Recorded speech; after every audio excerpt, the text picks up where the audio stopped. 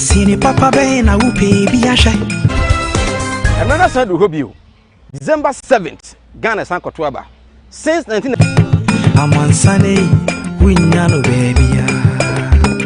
Kumawood TV. I'm on Sunday, yena yedimu. Kumawood TV aba. I'm on Sunday, yena yedimu.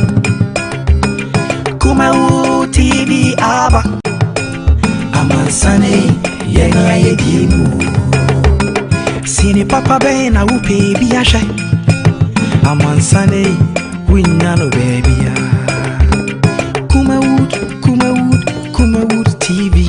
I'm on Sunday, yena yedimu. Kumawood TV aba. I'm on Sunday, yena yedimu.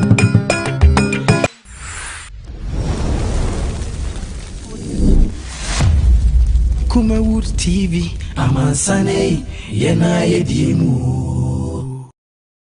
Right, Yama Baba, and Famra, CDP on Kumawood TV. I can't remember na Yabatuaba. Nay, Yamea Ama Yabu or Western Bridge. I can't say, I answer Yabatuaba. Yabako, maybe I was a Kubiano, now it could be compared. Said they are bay by modern wabble, the Atochima, anyone swap, would not say Twaba Pomono, said the Yama ECFTN. Now, the parliamentary candidate. Edema, the NPP, third time, Elembele constituency in the Western region. And Ghana, Mampeni, Dr. Kwame Nkrumah, free. Honorable SIA DCE, Elembele constituency, and Meneno Atlasia.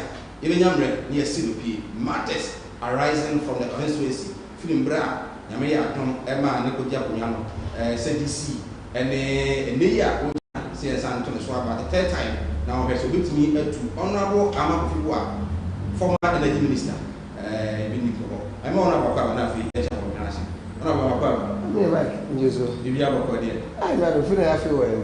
Mr. Mafu said at times I don't follow other TV stations, radio stations, and then social platforms. Who said, oh, boy, the man so now. Said you might show us, I saw you. Near the edge of my share, some penny he said, no may a bank catch a penny on a idea. The Juman was a minute. It's a near if the officer near coffee, if you are near coffee, there's no distraction. It's a good way. Kwame Nkrumah, Ghana man penny. Sir, what district move free? I mean, I'll pay in Crawford and Anman if you also in the district capital. Incidentally, I was on the call secondary school. Okay. It's a common commodity, because I come and as now, me, the first NPP parliamentary candidate since 2012. Okay. And I'm no sense of common community, not CPP, a dominating or NPP, any candidate. I'm going to support to the current national chairman, for the day. On another NP. From 96 to 2008.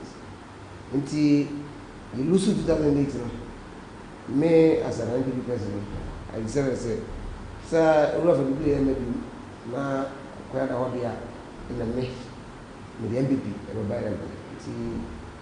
2010 in a chance the HT party. Until like I said, NPP party, me just never 10 years. Wow. I want them. Next, it was here. One, what she said, NPP whatever. Me na me BMD kaya BMD contest election in 2012. Okay. Oh, 2012 no na counterpart balance or content about no one. No, honorable boss, I no deputy energy minister. Okay. And say 2008 on free America buyer we do honorable for the blame to the vessel.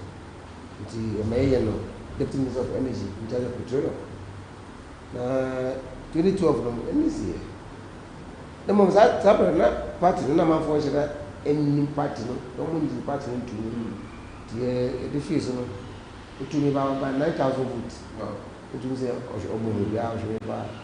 they are Papa, so went away home and a party in this thing. In this thing, now, as I say, I can do. That time, put up a cabinet minister and a substantive energy minister. And then he was in charge of Western Region campaign. No, Western Region for the campaign coordinator. NDC. Okay. President Mahama. It wasn't an easy battle. But Jumade, Mabunu, Mabawa, party for police executives. I mean, voluntary groups, they play, especially young girls that TC Moti, Kewali is not that they are TC 34 kilo. I don't know if you. I tell 4 kilo, a slogan, see a very household name. ECA registration, now, we are soldier for. I could go and say, I'm going to get you on because we had a young almost 4 years. Much near your claim to work, my complete.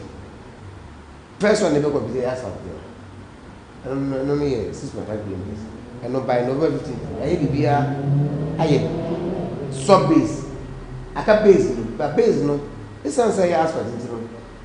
And no, none of San Jose or Muye base. Because the asphalt, another contractor, now the asphalt people because you don't know the work plan this weekend we imagine no everybody. Now they are based near the asphalt also. Na kwaya we be NDC ba ba mu amene na na kwa kufa do adisho bo se wa wonu 245 kilometers akwai chini ya kazi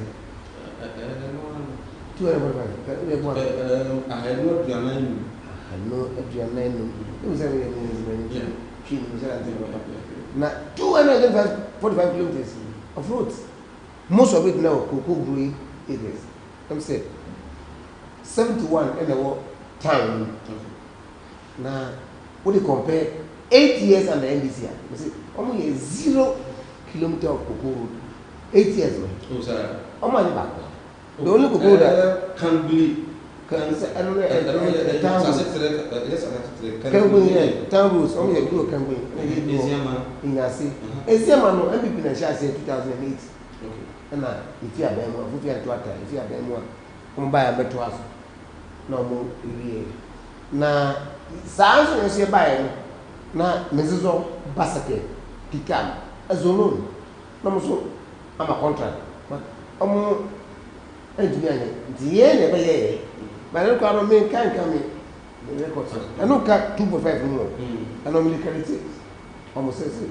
But when roads are here, Kasa, they initiative. Me as DC, I'm a shop, a woman, they are command roads minister. You will follow up. And in Makumako, 245 kilometers. This year, for Nina, me check on the Oko Elambla. In the next 2 years, I'm quite willing to make a construction and for one night, overnight in a year. There will be no single trunk road, say, main road I walk Elambla. Nayan, Kota. And nothing of the you go to the day, and as not nearby now. And this is why I have a problem. In a senior machine, I want to let me. Now, cook board for an area. So when you say, look about Lulu, echo until they have to go into some kind of auditing of the routes that are audit. But it sounds like, cocoa, you see, I want Western Regional. Elembele is the leading cocoa producing district. Okay. But a lot of the quality is only cocoa in Yakowasa and the summer boy and the Christia. And see the Bomodian lobby and that Cassadia, Sir, Hoko and the okay, you meet me. The 2018 and then the shares are called a case book. A shares here from Nambache. See a Babaka Mangwasi. Now, a bit to one of them, let's say the cocoa for Sayapa. To me, say, throw me and Sadisi. Throw my THA, and it could be a James. I say, I'm not say James for so far. And that's 75 kilometers in that terrain. This year from Forest Nano, called Center, so it could be Asumasi. One contract the Kusua or you would the name Bakusu Center, so I listen to Elko Pitia contract. 38.6 kilometers. Bakusu Busku Junction, our pork. And a Bakusu travel yard only pass massive. And then I hold to the crime because a good fund for funding. I challenge kakra there was a so I say between as say in the social fund na dwuma na so ti in as not that and election time so I can't to go na ma go to me ko e mpe won sisia contracts ma 4 big contractors Memphis Metropolitan, Kingsport, KPS, and as if as K construction. I mean, only a contractors are for bulldozers and excavators in Busua. 4 of them, they Kumawood from so long that. So many years, no more a reader. Before you check, and you see of yes, easier restriction. Now, what you should have for. I could go and so. I'm going to need to go because I had a young woman. No, yes, number of parliament and I'll buy here and I wouldn't know and I'll buy and obey press conference. But pure points of the sunset. Ellen Black, oh, since 2012, I mean, that's the Congress election. Time soon as here, registration of election. We may know why. And Nagasa, now looks as it's a one man of friend and a buy. And see what says it. Fortunately, so the chair was easy. And people are already Dr. Spayanki and a buyer. Dr. Spayanki, former CEO of Canada's. It is still from common business. What? Someone out here bad is going to say, Yemi, and let's tell me as one. Oh, no, frame me. And I'm frame me. Japan, yet. Assistant. Yeah, you who say, you must not be guy. And we said, a politics and Gaza. Okay. Higher level. Higher level. Okay. Assistant. Now, we are on one part dressing. Detail for the people say, oh, you have for only a town for. I'm not passing on the one. I'm a Jubilee. I could no. Now, make a nice one. General media person is as if say, yeah.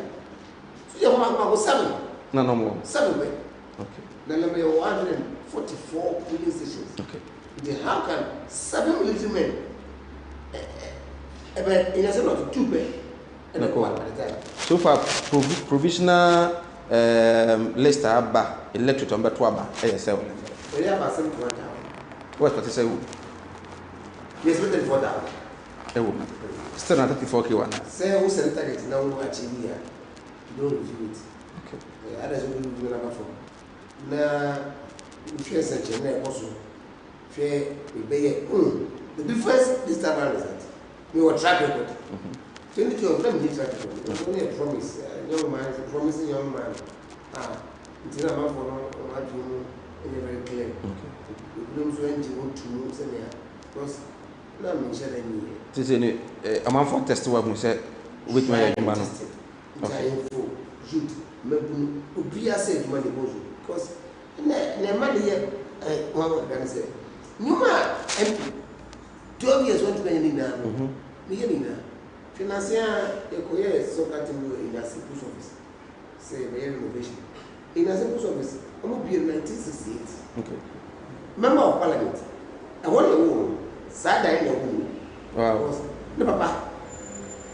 No, papa. Where postmaster, oh, yes. The whole one of the share. If you fear nothing, if you also call America, so, where post office is going? Postmaster, oh, America. If you want to buy a policy, I'll be a deputy. Now, obey a deputy, AMP. Post office now will be grown in us. I want to name food bar. I want to meet now, we need a post office, a pro entity, passer. No, me as a video. Omuji awon no quarantine for a day. So I'm going to be post office. Now, me buy this thing. We go and say in a post office. In the whole of Western Region, who rank here second only to market second in terms of the volumes of business. Because I say, your business actually business to do our element. So they are interest. It's 2 just 3 weeks ago, and a World Bank for Ghana Post. Don't buy some mobile immigration. Don't be seeing you. And I send them an initiative, and I will call people that doesn't call one. As I said, what friend said, no, Papa, I'm not going to you share Humra, Yabetia, Yaba, Yabetuaso, Yane Honorable Kwesi Bonzo, Elembele DC, and then parliamentary candidate, and I know a Dinko. Yabasisia. Another side will hope you. December 7th, Ghana Sankotwaba. Since 1992, I NDC and NPP. And somebody will hold Nippon Sinupi. Nyanto abao NDC aban nyamai so what me say NPP your manifesto o ma sha say e de ye djuban unim abuya en for let kan abuya transaction abuya na ko kra e kan abuya da the youth the what that is the most single one of the most single youth policies Mills and Mahama brought 2009 2012. Hey, that's it, right? It's in this woman. What to make tonight, Cassette? You think Abuya? Exactly. Hey, and this is the Babubia that's in it. It was not easily done, and so we intend to protect it and prevent any so-called review. Another word for cancellation. Yamma could for the 250 billion. And was what the 4 billion per I free SHS. They are coming in our dinner, new family and friend. Ubasijinaye, Ubatuaba, but Botaya Ujnasuano, and they say. And then me, Michael, Nana, Admako say, Mike, Yenshia, on Kumawood TV, a Juada, Ekosi Efiada, 4 to 6 p.m. Ibenyamre, yes, in Kunya, I am on your sem, Akagana sem, yes, Sinupi, Amomano etbi Ejina. Sinupi, no mano, Peja, Sinupi. No mind in Koso.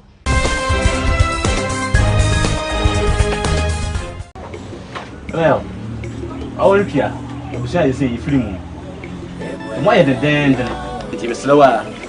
We na fa ko with him na say dey wa wonu tua wo fa say no mo ma ye dena ma menti wo dey we na no yere na mfa nkonkoye diduma na ma me why slower ebusa yenko nkumase ah munko nkumase Martin Luther. Oh, it's been a long time. Oh, yeah. Missy. Minia, or Bracken to Yao. Seven and my uncle and Yasha Dion. Your penny, mammy. Seven and a padak. Oh, Marcia, camera.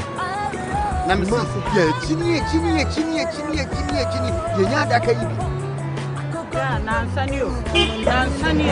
someone that's why we need problem. Who made this some free to buy better Ghana? And I'm in a confidential. What one animal said to me, tell you the promise. And what bread in the capre or do you be next time? Go straight casket shop. I would massy labor hire. Me call Honoma. And was sending me yes, can't say you. You would have been Chawano. Missy Kaya, the man is a family. This shop, I think she has a ambulance. No, Miss Amped, everybody done no and come. Ambulance, any down, only ambulance service, it's only problem cry. Any now, you hear me say, open the secret at Crabby twice here. You know, so must stay by Promo. You couldn't put it out. Someone who's way casket shop here, you will not come every day. To send you moving now. Who's way casket shop, you will come and say, in front of the town, you didn't labor office in the bank. Who's way casket shop, Anna. We are the dealers in quality local and foreign caskets. Yes, I'm Akwaba and from Sinupi on Kumawood TV. Openia Meneka say, a very close friend to His Excellency in Adama Kufuado. A Canada boys are almost Omonana Sepa, Onamokos Bunzu, Ekaho. Sanso and the NPP National Chairman, Ralph Blake, Nakwala Pa, or Nana Tetenwa, or Nana ABC and then Papai. Tamana registration in Koswono. By one of the parliamentary candidates, NDC, a challenge, you know, Emma, the card, suspended ya, do HD pounds and Mensa Eka. DC for Elembele, a Kwesi Bonzo. I don't have some of you. As I became a crana. Now, if you really come to me contest you. Oh, because when I born. Because we are praising my bedroom. Okay. I said, you want to now register. Now, Twaba. Now, Twaba is Yama. And then I say, because my partner is Yama, my brother is Yama. I'm not to say I'm feeling proud. See, this year goes a chef to them. This year, you might have one. I'm saying, Miss MP. Now, South Korea, within 3 years, 12 is the ultramodern at the process. And I say, okay.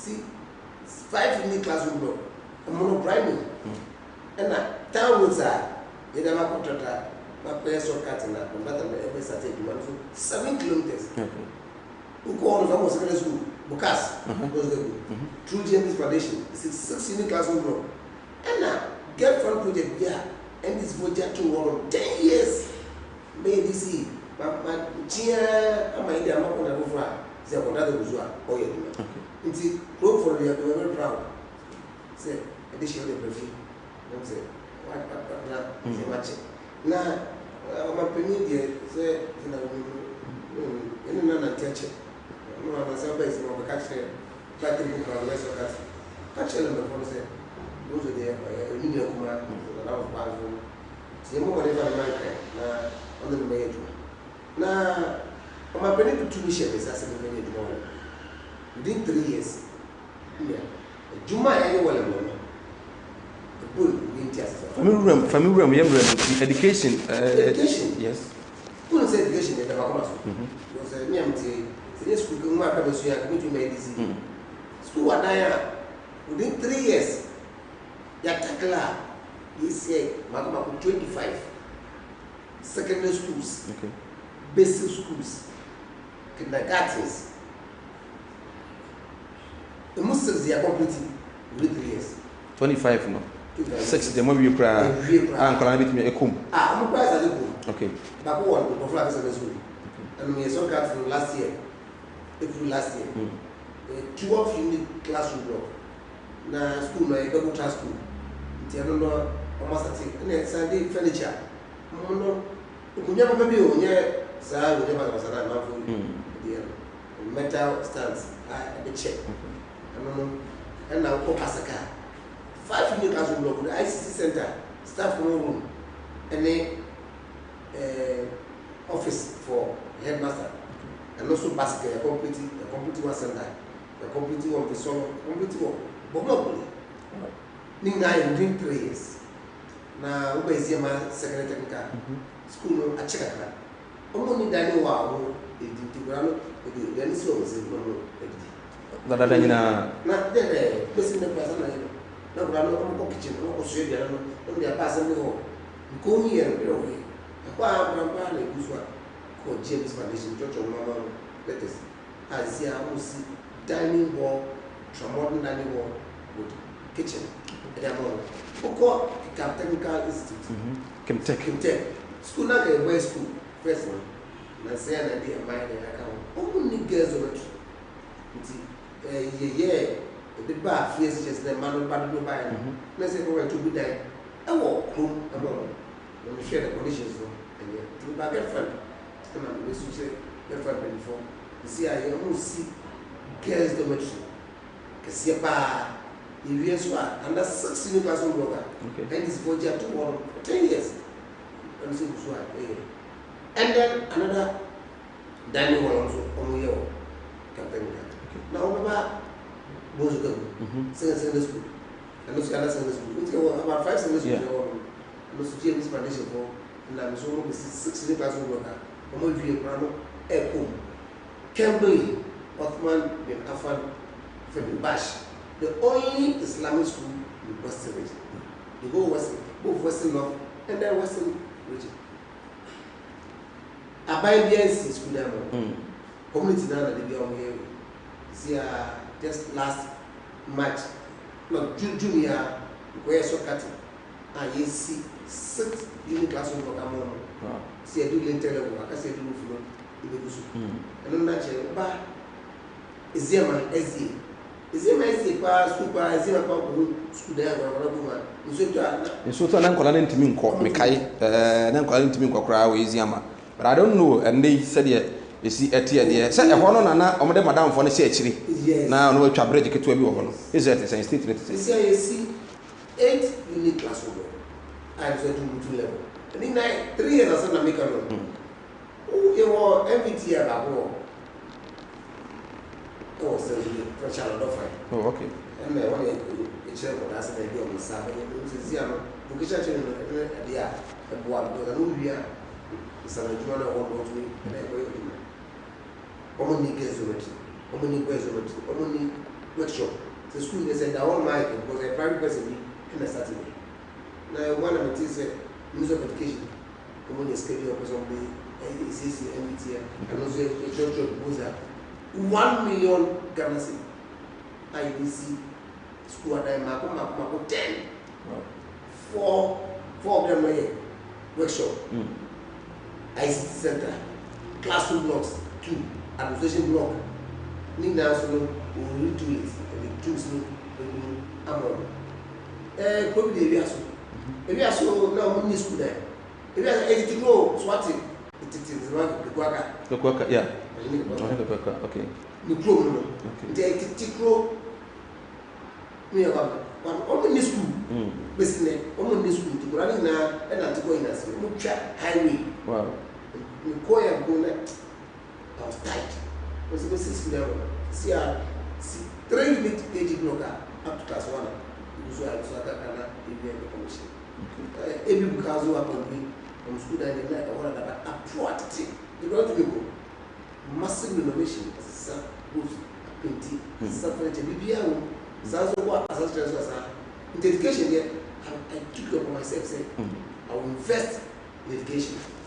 34 kewa bonzoke eyobia obeka se oba na mabuno na so pa me kai bi mo twene boa mo teacher cosmos mo pitaka mo omani da so ne se ombenya adwuma aye oba aye mabuno ni nnwuma te san wala mabuno ni nnwuma se me aye bi shasi o ma ko public services are services freedom lease by service information and I also know using afforestation and the Nasia nature in the year for I share on the P and quick training institute we have back to do Bono region that is a Doma East. No, I feel we are not make training 800, maybe 800. Outside to Jonka. And the very short the upper for the technology. A year Kreduma. So they are Kreduma no years go high. The face no who we are a somehow soft loan. Now what to be what was it? Just last week and I where stakeholders engagement. As another focus group. Within 6 months, GNI, partners, BCAB,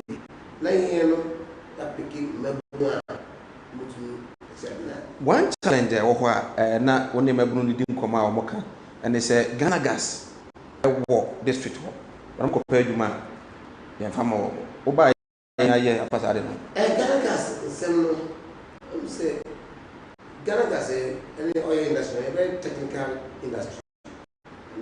As in the because expectations now, oh yeah, buy now very high. The company say, we are something more Ghana Gas. Now, technical food. It is sometimes we are not only requisite qualification. But since they buy, never as any form of Ghana Gas community. That's not enough. Until we say we should keep pushing because we feel the localization. Say a one energy man. The person is see one larger than another. They know this one or Ghana. Because Juma will prove now we need to be our one there. I am not man for into tensions ever to first no. The cost of living. I was so. First like a Zema de Ukra, figure man to be a diamond. You see how standard chamber water, 500 Ghana a month. Always Yama, because the demand and supply. It's the issue of the oil and extractive industries now, and get down. The issue are the person take it up when I become a member of parliament. You have a much bigger voice. Become the voice of the voiceless. Along the coast, from Bakanta, Sezule, Krisan, Ekpe, Nalekule, Nalechi, Baku, all the way to Atrabo. They get frustrated the facility because construction also the only is going to be here. But they do operation stage. But that is also we are on this hope. I want to assure us that there's hope at the end, and there's light at the end of the tunnel. And that's it. Therefore, so let's educate ourselves very well in the STEM, science, technology, engineering, mathematics. I don't know. We buy busy. But I'm a board through assembly scholarship, through decentralized scholarship, scholarship via AHA, through GMPC scholarship, about 1,000. Wow. In the last 3.5 years. This is one application of my phone. I want my. It will be more than but this more I say more than media that's my media. But I want to share health. I idea with me. And I'm more kind to know most of the health centers no crano. Maybe a walk and be a fortunate in power. By the same. Health issues are very critical. I mean, you see a zone city proper and there is a spot in the sea. Wow. We are so cut in the handover. Just conduct a handover, just and not at the master. I will be Bakusu, I was so and they give us who was doing as not. They are now also a one and maybe I will go to all the procurement processes. And so, see, a first one, April Hospital, and now California, and now serving the whole Zimaland for the past 60 years. I said, what part of Zima? Some more Zim Government Hospital, so. But it's also private into amount for more. Now, the share is still not primary GMPC Foundation through GMPC through GMPC Foundation. I don't need to 14 million Ghana, 140 billion. All Ghana say if I need upgrade and expansion of the hospital. Assembly as a DC, according to the processes, I call PPE, I call the tender, I be a competent contractor. And I'm going to say something Professor Katima. I information on University because Monday, you know, where is Professor Katima. But I don't know, the money is there. It is starting. And I say, and it believes that one will serve as a secondary hospital for referrals in all the area. Now, I'm going to buy August 18, 20. I don't know anything from here. This is not the disaster Minister of Health. On a more at the wedding.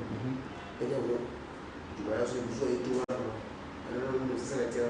After the election, because after the election, we will say, no, then after the day, I can't say, I'm a child, and I'm doing my part. Oh, Titu, Elemra. Now, by Elemra, 4 more from another income. Not buy or say what you're about to become. You come for more for another one, so first time to both. Oh, okay.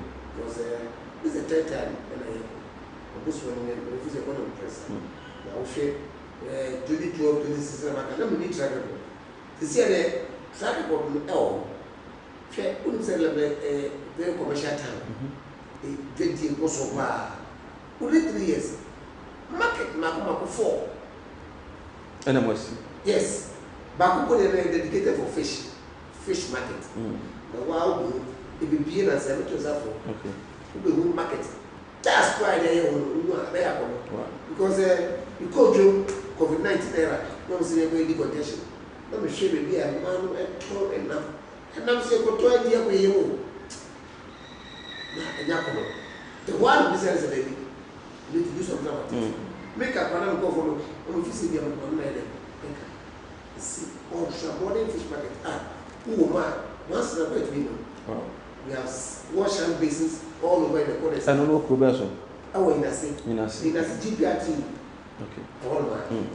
In terms of physical infrastructure there, in a market, fish market dedicated to fish markets. So I don't number to 4 and no my wholesale retail. And the walk open stores are and also one.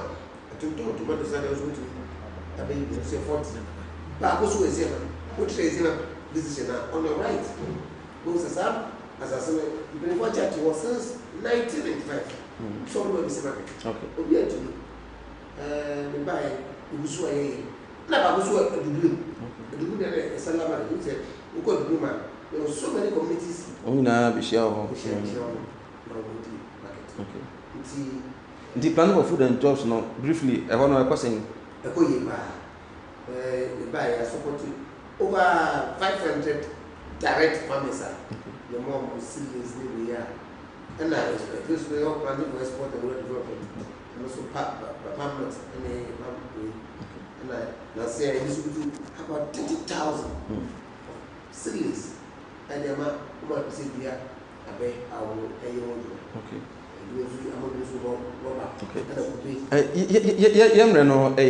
But one thing we pano, one district, one factory.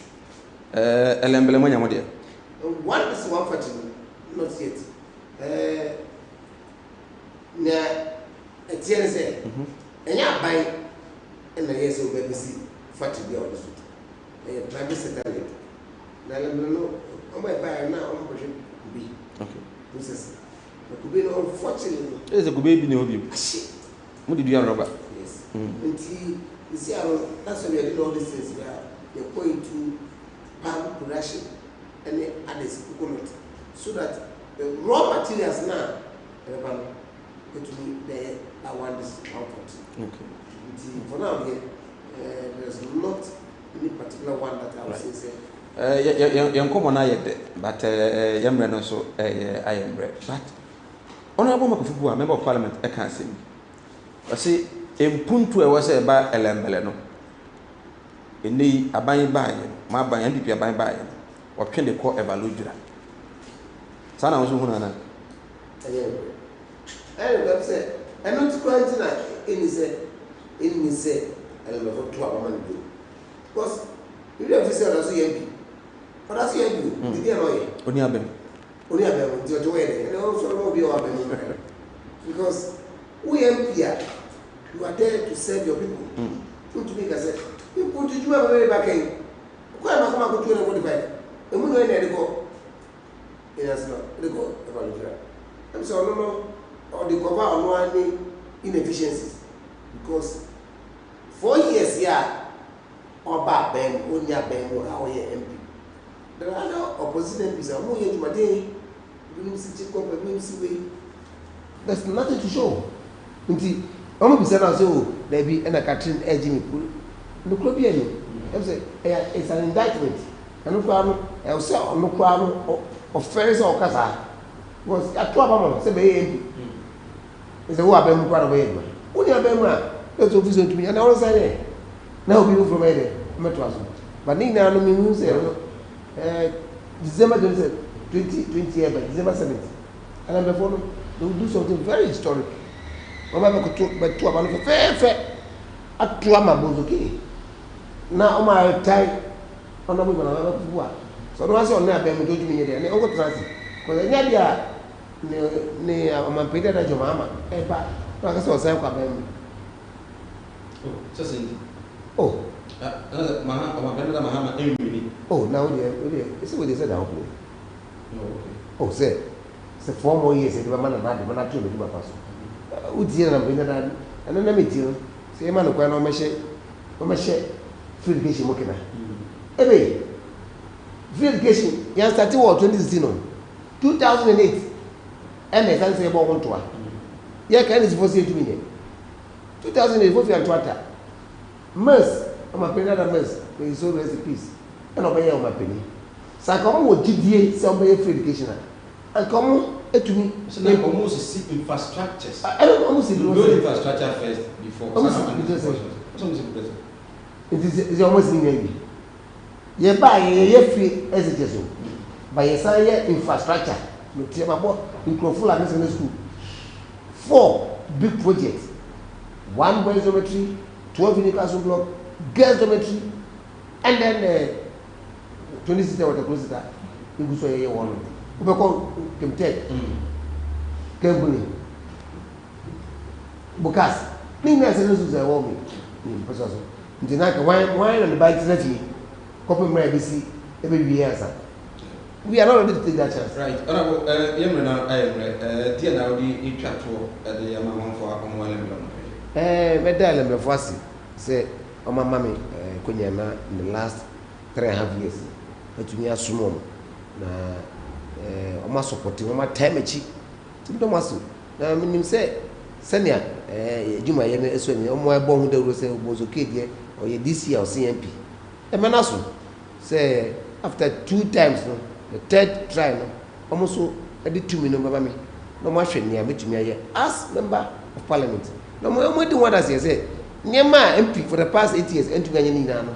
I don't know what's okay by as DC all year. Inti, Lembefodo, Metamasi, because Omana, Dika Mammy Sa Kunyan, and I'm vote on 2016.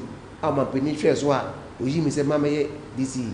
And bears no, me disappoint you. Na me san shomo. So Yamia don't to me, I'm on the dreamy. I'm the mammy, me coso you my things in the last 4 years. Na Lemblano, I crabashe. Element after to my pie fra. Sans say, we deserve better. Deserve better than the current MP what is offering to us. The Omukosun Tamechi. Send a debia, pie ball, crash, Biano, and so me know your mother. Right. I was here. I had a conversation with the Honorable Kwesi Bozo, AK34K, and a DC, and the amount for LMBL constituency in the western region of Ghana. On one so, and I also a general as NPP parliamentary candidate at the for the 3rd time. Now, LMBL, the dynamics of Honor, and it's a sense independent NPP, we need that. The national chairman for the NPP, roughly, and the BTB and converted for NPP. But if you want to say NPP, will be a new to see the worst one, a Honorable Emmanuel Amakufi, former energy minister, and an AD. When I was okay, I said, Renaissance, 1, 2, M5, Emmanuel. You see her, I mean, I'm going to the best number of them ever lemon. Now, issues are car, yet to me, any other within at the Michael Nana had to my phone, over friend, say, Mike, me, and the very educated and bro, Shannon, say, you see, I'm a man of Edna. I'm not saying to hope you. December 7th, Ghana San Kotuaba. Since 1992, I have NDC and NPP. And somebody will hold Nippon Sinupi. Enyan to about NDC buying Yamai. So what you say, NPP, your manifesto, how much I say at the year, Juban. Abuya. And for the camp. Abuya, the youth. The what? And that is the most single, one of the most single youth policies. If I shall be an mission, dear value. Bra, and not so good. Now tell me about Michelle and see about Queen Wayne and say, Bra, said your time about Misha, as your Jimmy fearful, and Yadia about ever so. Really, no, this is offending now. Bra, and make us a midi time about Misha one dance ya. We are singing now about Timinka. It is some malaria, where granny time about Misha. And you go, dear, no more to want to meet any deal.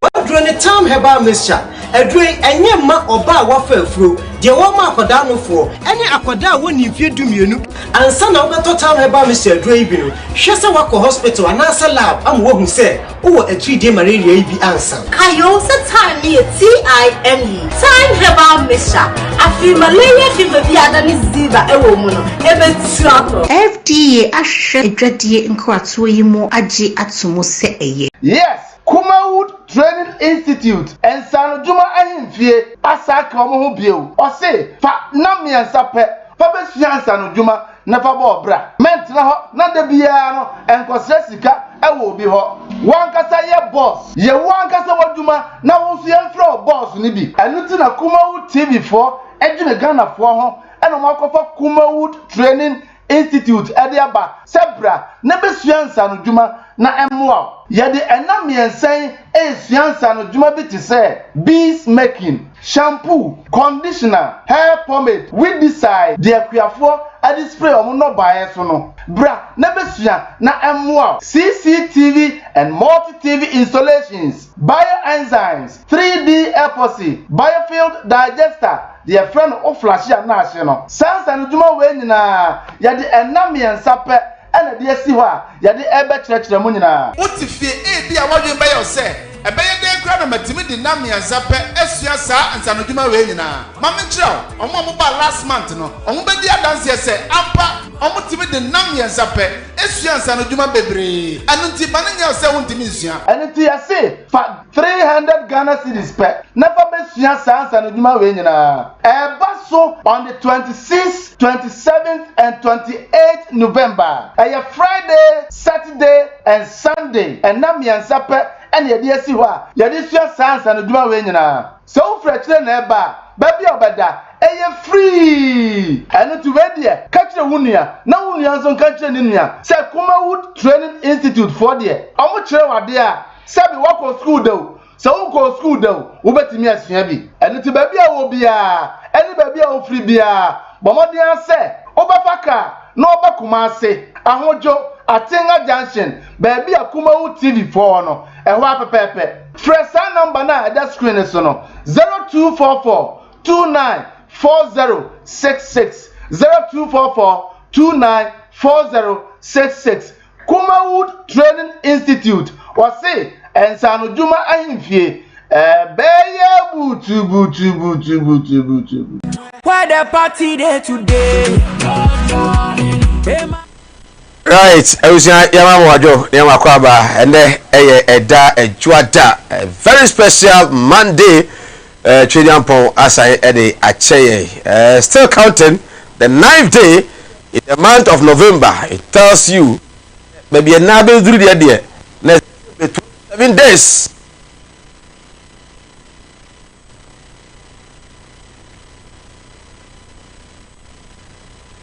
So far, good.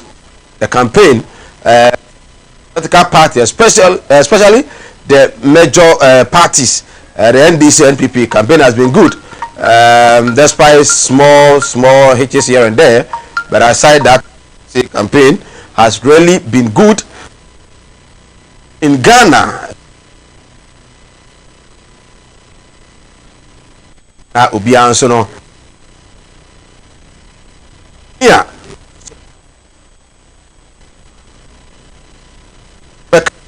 50% and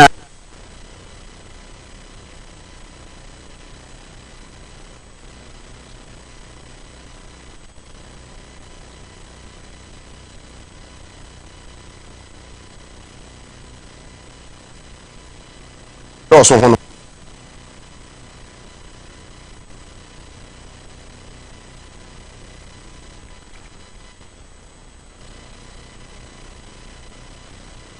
so say beto about December 7th and mo be so na da say e was say ana ni kwan say woto aba is your constitutional rights. One of the best thing about me we are in elections, when you take part you are part of the decision makers, either good or bad. Na eboa pa antisane so na efa MIA earlier on interview la yene Honorable Kwesi Bonzo 34 kewa Lembele DC eno no onya grokra okọ wan so a ogyina mu den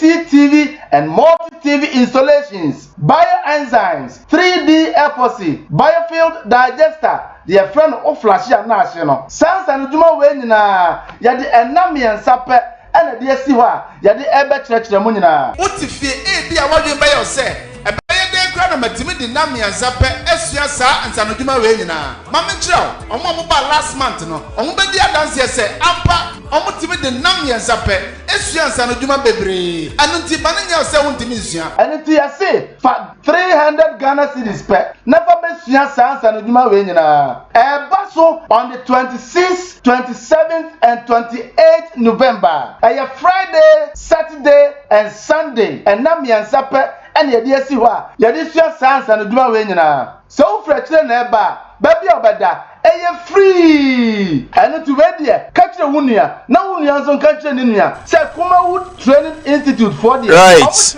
I was just Makwaba FMS Sinupi on Kumawood TV. Your views, thoughts and comments who are doing 0543 596 070 Benyamre na ya can ede amount some doors Benyamre near Dean Komo who say His Excellency the President of the Republic Nana Aldanko Kufuado or ending a 4-day tour in Ashanti region. Washasi for Mena de Koni at Biase or Boise, the Snipemu, Kwajoso, the Nana Moya, Kortachima, San by Baswame, Kwakwada, Sonia de Ade, Mamma Penny, or Napro Bono, Abba, Yabetuja, and the Senyamea Duma Wachina on the 10th to the 16th of this month. His Excellency the former president and leader of the NDC, John Dramani Mahama, will also be storming Ashanti region for a campaign tour. Enyagro, Ampeni Kono, Ampeni Danso Eba, Enyagro Kra. The interest no was Santiman Temupan, and na Kobna, Kwasia de Udiki rather, disappointed or failed presidential candidate at the man PP at the Atuja, say Ampeni. Mrano ba sentimental no etese nkugu pa ena wedi benyamre na yetimi edi nkomo wate se oboase aba ko efe no Justina Donko 24-year-old lady, very beautiful lady, amro babia na se kromfu bi we kura de so ye kromfu so ye hwan yo obowure dem afa ne sika we wa we ne kakra woni na da de toso mienu no wo se mepese wo de se wonu mamie aba no so jutum di a chena num wo de se num wie no oyi no na oyi sabi ni du asini na oyi de to ha awon se makoy de ja yenyamra ne ewraba na ba twetwe nkoma ahoman so na yadi nchitemu pa de course wo ewo oboase mema no monye careful okronfo akwa ba okron ne ko anya sa onhwe ya na onso no ho ha akoka adwemu some no adults the Electoral Commission of Ghana ere atudwa na no da memenda okopie mu ewo masebedwamu akire mu ese Ghana about December 7th no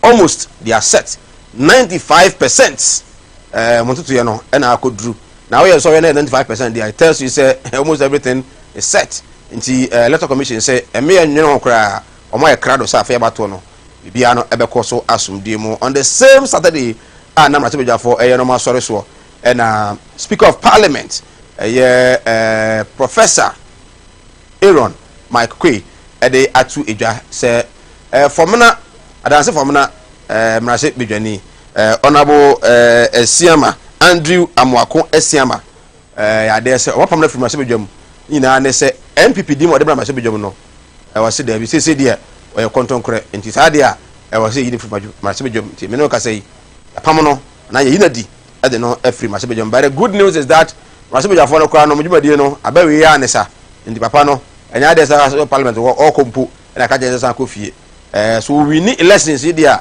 any obesan ko parliament as an independent candidate and yes idea under the Fourth Republic I think say on the first parliamentarian ya sheda ayinadie head na free ma se bedwam honsem enso e wa ha benyamre na ye de o maka no bu ha no no an de na ko ye se ma cross carpet enti me position no eme vacant ne nkoto so aba but said the ono ano anfa no wanko na party bi na apushi no ada ko de Andrew Amako Esiama benyamre na yedi ho enkomo enso e wa ha sei His Excellency John Dramani Mahama e de sempi no ɛna ɛde ato dwa ɔsɛ nyame adom na ɔba adesuafo a ɔmo ɛwɔ man Ghana nyinaa no special education institutions no wokɔ first year no a office ɔbɛfa mu fa atumi ɛde ama ɔsɛ all the regions also in Ghana ɔba ɔmo mɔden na ɔtumi ɛsi universities ɛwɔ hɔ ɛde ama campaign messages no Essentially John Dramani Mahama ɛde ne dem bukum no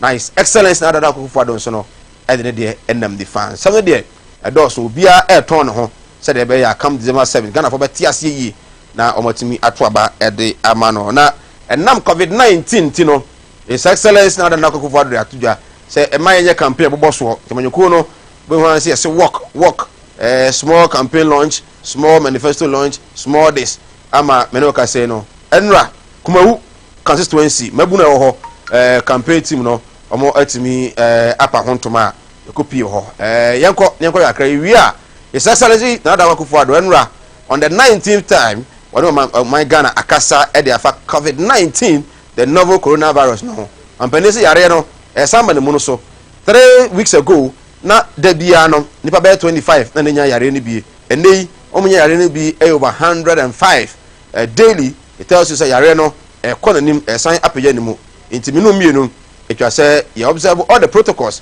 say the be yare no intimi emeka oman no emfa no amempa ni say anya ne sa emu ye den a ene first enhye na ode ma ye no partial lockdown no ahwe ade be kokra no ebrosa yenkoye Kumawood de course enra na afi e ba yento wampani nso de no bedwafo atranse ebenyamre na etimi asinsem no epi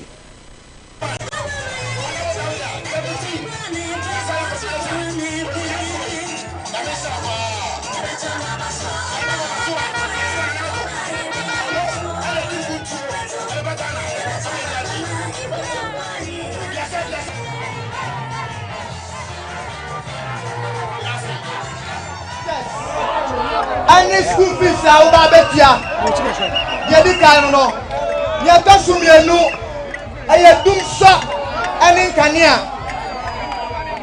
ye to sumiensa aye se oba ebenya adwuma ye abra wa wie school anase oba wie school na otoso na osane waboso na ode ahwe no ye to so enan aye oman no daachi me pamu chau said the deputy regional youth organizer kan ye no aba ne ye nwie ye ade a ye sra ni se muma ye tumu ye de biara da muma ye nko efiefie mu ye mfa ahobrase ne akoma pa na ye ntumi nwura tokro biara ni fie biara mu na ye enko bonsempa no ene ye candidates no ho daro na do danko Akufo Addo ene ye rafele basoa yenko kansempa no enkyere obi biara de amesra ni se ebra uko kansempa no enya bufuo na wode beko ebra uko kansempa no enya ntoko na wode beko ebra uko kansempa no enya yaka na wode beko na mom aya hobrase aya enkyeremu aya tima ana wode beko said ya be ya 2020 elections no say you robaso a eni na nado enya no boom 2016 a 2020 no ombenya ni say boom ombenya ni say boom ombenya ni say salam alaikum nyami shiramu nyira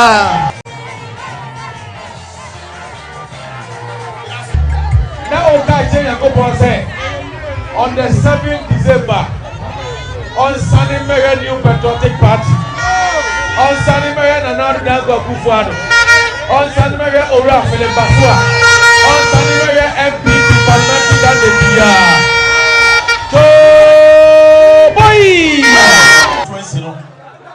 sebi gabo mo kra pono a sebi jai na me ba na me be bo akoma constituency ye ye dwumadie nyina asie no mo nyina mo akabo mo aboa ama dwuma eto ye bo na ye di akopie 2020 7 December ni akwakoto abano modern boa esese mo bobia ena ede boa Akufo Addo Ghana mampani awaka se monso no hwe emfie na ya etwa mu no ohunu se mo kra eho ede ehia no eno nti Moshe and she say Yamapa no the good na kwamua and na Ghana as a COVID no crano e bi cry day and see now so young Ghana say e kokra and nunti amaya campaign no assistant e kakra and she amabruisa ya papa no mo ya maame no se mumra fie mu na munni na na do dan kwakufu ado ne mra she bedwani basoa fele eho adansi mubuso mo ye said yes sasa mo ye no enoa na ede mo ye no Enipa means a 9 extension and also Enipa 9 obia 21 million apagi wo ma continue Afforestation Sir John Daruma Enipa 178 Ghana Education Service Enipa 70 teaching and non-teaching staff na sabio nipa we aye nipa yebuna konfia sabe yo enipa wase mo support no sabe yo dia yakọ edru eguduma yi oba yan oni proceedings oni sadia parliament no makoso MPP party no say yeah to aba ama osoro eneba na nadwa cannot class or here independent day ebiam kukudu ma ye jumano amana ye fama minia Dominic say ansana ye be ye fana campaign one be begina platforms kukudu anybody will be just as onya Edia Biemna, MP Basuaide, 1 year. Common fun, Sabe. When I want tertiary education, nursing, university, any part 1,300 common fun. Infrastructure development. What do I say? Yeah, only public water process toilet. But so did the common fan will be there and they see here. When the common fan who be said this year of a cash 5% of the 100% about this city and yet the MP said 5%. 5%. And you don't make catch the common myself. Sir, mon pempuntua Sabio, you put 5%. And then yeah, you 95% in my home. How you go for Mpuntuo? 95. This assembly represent the president of the republic. Nansai, Abotanso kwai emuchai. Yeah, I'm telling you, try. We are empty. Yes, that's how we are the same. A quabia, what this city have been a wedding. Appetite acquire feeder roads away. And did may I say? We call Kumasi compare regional feeder road engineer. Some more kind about where they say. And no more dear Jumano Bema contractor. Yadia Jumanama contractor no near Castle say bypass road at the home. Onye anka ho say ya Manford Benya baby afa. Sabe me guy say me ya DC abotanzo ukwa baby a liberation sorry no no me ma ye twa kwai fa ho mo ade kale ayere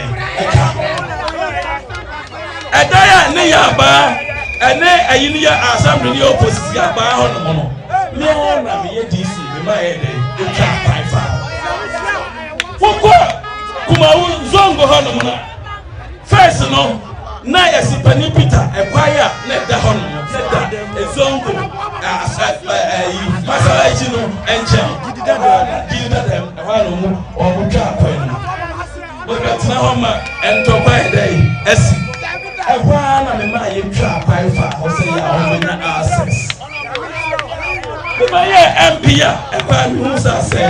me for two almost 900 million. The man this is something say. Mo fa tete kwa no na enkwanta promo kwa no. Mo fa enye ni. Afa de obeti asa abuta so paso a enye kwa no.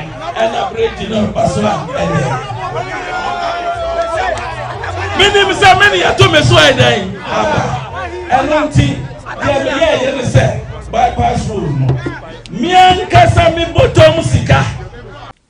At the West African Center for Cell Biology of Infectious Pathogens at the University of Ghana, Legon, collaborating with the Noguchi Memorial Institute for Medical Research, who are studying the genetic makeup of the virus in Ghana, have established that the virus has not changed.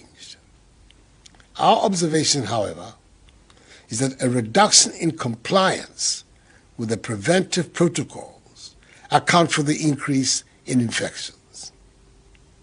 Fellow Ghanaians, it appears that we are letting our guard down. Now more than ever, we have to adhere to mask wearing, hand washing, the use of sanitizers, and social distancing protocols that have become a part of our daily routines, and which have ensured that we do not impose all over again the restrictions we are seeing in other parts of the world. In order to help arrest this new threat of rising infections, the government is going to reaffirm the steps that have served us well so far. We are enhancing the measures of tracing, testing, and treatment, i.e. the 3 T's. In addition to this, we'll continue to limit the importation of the virus, embark on the strategic controlled easing of public gatherings, enhance public education and information, and continue to provide relief and support to individuals, families, and businesses. To this end, I've instructed the release of additional logistics, including vehicles, to the Ghana Health Service in order to help beef up contact tracing and the supervision and monitoring of asymptomatic cases being managed from home. We're also employing the use of technology to augment our contact tracing efforts, as well as the supervision and monitoring of home care cases. With the imposition of stringent testing measures at the airport, we have so far been able to detect 172 positive cases among some 54,000 arriving international passengers. The airport authorities will continue to demand that passengers arriving in the country should be in possession of a 72-hour-old negative PCR test. And we will continue to sanction airlines that flout this directive. The health authorities will intensify the follow-up process of arriving passengers, even when they have tested negative, to help ensure we have ruled out any possible infection that may have occurred during the period of embarkation and disembarkation. In the area of testing, I've tasked the Ministry of Health through the Ghana Health Service to liaise with all laboratories and testing facilities across the country to ensure the reporting procedures are ironed out and adhered to. Inasmuch as our hospitalization rates are very low, care for the sick and the provision of treatment remain an important aspect of our strategy. To this end, the 100-bed Ghana Infectious Diseases Center, located at the Ghana East Hospital, will be opened in the next few days under the management of the Ghana Health Service. The provision of adequate medicines, equipment, and personal protective equipment to enable health workers to attend to home-based patients has also been guaranteed. As you know, government, in trying to mitigate against the effects of the pandemic, put in place a number of measures to cushion ordinary Ghanaians and businesses. Government has extended the policy of free access to water for all households across the country until December, as well as fully absorbing electricity bills for 1 million active Lifeline customers for the same period. The communication service tax has also been reduced from 9% to 5% effective September 2020. I'm happy to announce that the incentive package for health workers has been extended to the end of the year. This means that all health workers will pay no income taxes for the months of October, November, and December. Again, all frontline health workers, as defined by the Ministry of Health, will continue to receive the additional allowance of 50% of their basic salary per month for the months of October, November, and December, responsible for the other 5%. Scientists at the West African Center for Cell Biology of Infectious Pathogens at the University of Ghana, Legon, collaborating with the Noguchi Memorial Institute for Medical Research, who are studying the genetic makeup of the virus in Ghana, have established that the virus has not changed. Our observation, however, is that a reduction in compliance with the preventive protocols account for the increase in infections. Fellow Ghanaians, it appears that we are letting our guard down. Now more than ever, we have to adhere to mask wearing, hand washing, the use of sanitizers, and social distancing protocols that have become a part of our daily routines, and which have ensured that we do not impose all over again the restrictions we are seeing in other parts of the world. In order to help arrest this new threat of rising infections, government is going to reaffirm the steps that have served us well so far. We are enhancing the measures of tracing, testing, and treatment, i.e. the 3 T's. In addition to this, we'll continue to limit the importation of the virus, embark on the strategic controlled easing of public gatherings, enhance public education and information, and continue to provide relief and support to individuals, families, and businesses. To this end, I've instructed the release of additional logistics, including vehicles, to the Ghana Health Service in order to help beef up contact tracing and the supervision and monitoring of asymptomatic cases being managed from home. We're also employing the use of technology to augment our contact tracing efforts, as well as the supervision and monitoring of home care cases.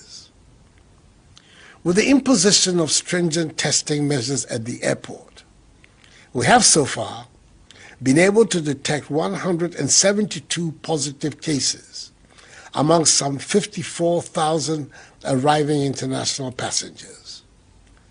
The airport authorities will continue to demand that passengers arriving in the country should be in possession of a 72-hour-old negative PCR test, and we will continue to sanction airlines that flout this directive. The health authorities will intensify the follow-up process of arriving passengers, even when they have tested negative, to help ensure we have ruled out any possible infection that may have occurred during the period of embarkation and disembarkation. In the area of testing, I've tasked the Ministry of Health through the Ghana Health Service to liaise with all laboratories and testing facilities across the country to ensure the reporting procedures are ironed out and adhered to. Inasmuch as our hospitalization rates are very low, care for the sick and the provision of treatment remain an important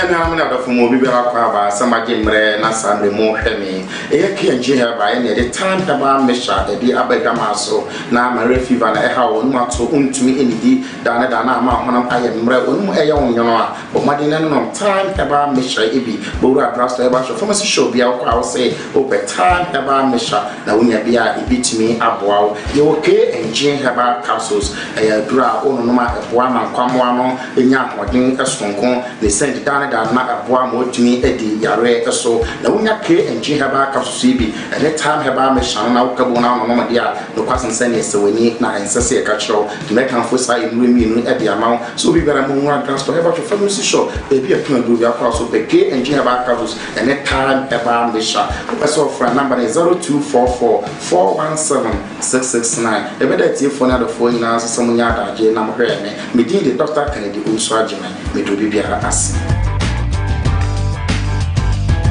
Yes, Kumawood Training Institute and San Juma Ahimfie asaka omo ho bio. O se fa na miensa pe fa be suan San Juma na fa bo bra. Ment na ho na da bia no enkosre sika e wo bi ho. Wan kasa ye boss. Ye wan kasa waduma na wo su ye fro boss ni bi. Anu ti na Kumawood TV 4 edwene Ghana fo ho e no makofa Kumawood Training Institute Ediaba Sebra Nebesuan San Juma na emwa yede enam yensen esuan San Juma bi ti say bees making shampoo conditioner hair pomade weedicide de akuafo adi spray omo no bae so no bra nebesuan na emwa CCTV and multi-TV installations bioenzymes 3D epoxy biofield digester the friend of flash na ahye no San Juma we nyina yede enam yensa pe ana de asi ho a yade ebe kyerɛkyerɛ mu nyina utifie e bia wadwen bɛ yɛ sɛ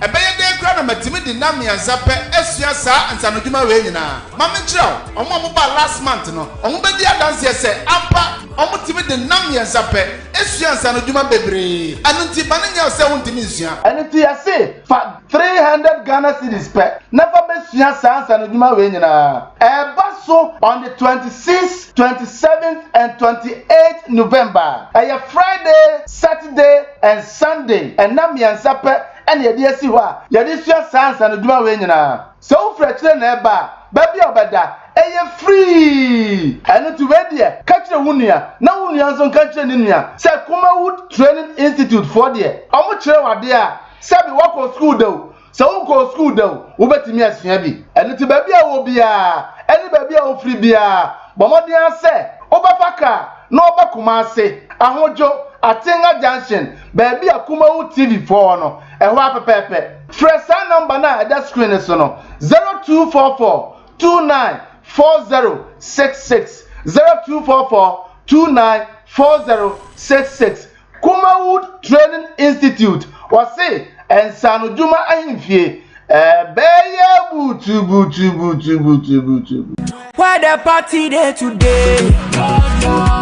Hey mama, hey I ever say. Okay, everybody or say TIME Time Heba Awuso Season 2 audition no assign abadiabo. Put your band, not say what the 18 years ekwa who qualify say Awuso audition ubetimi abadie. The here say what see na obeseki na watwaki na wawuso na yefe eno kwa ana ehia. So your band na say obetimi ye we nyina me pa chow enhwe baby a poni ede Kumawood TV na bra ba pick forms no share forms no free.